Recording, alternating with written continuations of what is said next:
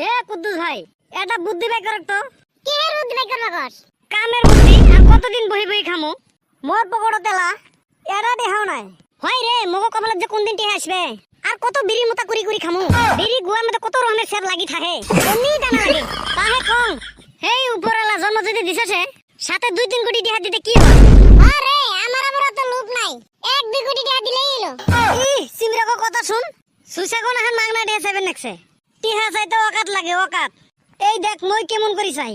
হেই উপরওয়ালা তুই মোক 1 কোটি টিহা দে। অতি ধাই 5-10 হাজার ফকির মিসকিনকে দিয়ে দি মানে। ই নাম তো রাখছস বেটা ছয়া।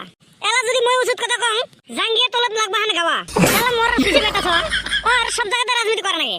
অক দিব 1 কোটি আর ওই ফকির মিসকিনে দিবে 10,000 টিহা। শালা সুইছে বেটা ছয়া রাজনীতি করে জায়গা পায় না। এক দিনে ছয়া মই তো 5-10 হাজার টিহা দিবার চাইছম। তুই তো একটাও দিবা চাস নাই।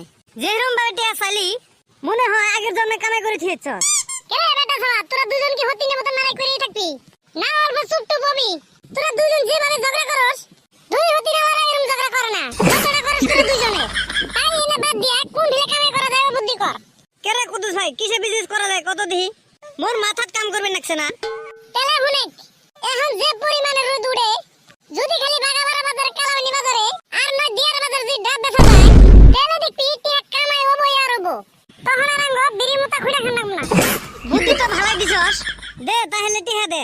ডাব কিনে আনি 3 জন 3 বাজার বসমু হানে। টিয়া কি তোর হিসেবে হাতে করে নিয়েছি নি নো দিমুনি।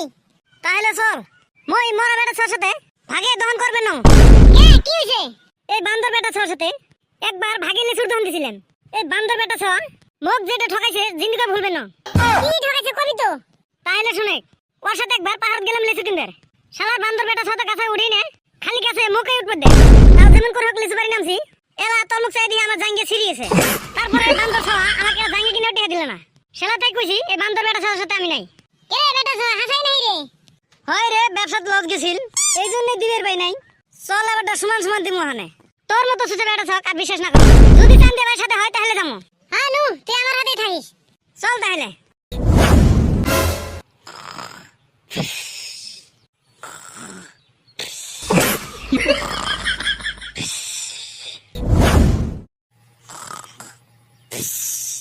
ই বান্দর বেটা ছর কাম দেখ।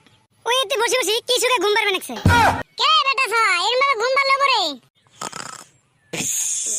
ই দেখ দেখ ওর আর ভোল্টেজ ধরবে নাকছে। মুন্ডাই কয় মাথা তুলি আর আছাড় মারি। কে বেটা ছয়া উঠবি না নাই? হ্যাঁ আমি কুত্তি শুতে আছি। তুই আর কোনে হইয়া রেছ? মামা হুজুর বাড়ি হয়ে হে আম কাটল খাইতেছে। সামনে কি আর তোর হাতে এমনি দন করবা সানারে? এরম ভাবে ঘুম পারলে তো লজ্জা হয়ে যাইবো। হাতে ওটা মারাও যাইবো।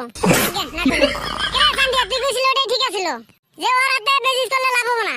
তা কি করবি এখন? মাল করে আলদিছে যদি তেলে আঙ্গুই দুজনে বেচা রাখবো। যা আমর যা।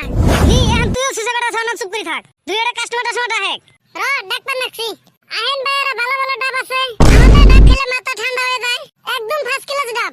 আমাদের ডাব জাদুর ডাব, একবার খেলে আরেকবার আইবেন। ভাই সাহেব কি লাগবো? ডাব লাগবো? রাহেন আপনাকে আমি ঠান্ডা ডাব দিয়ে নিচ্ছি।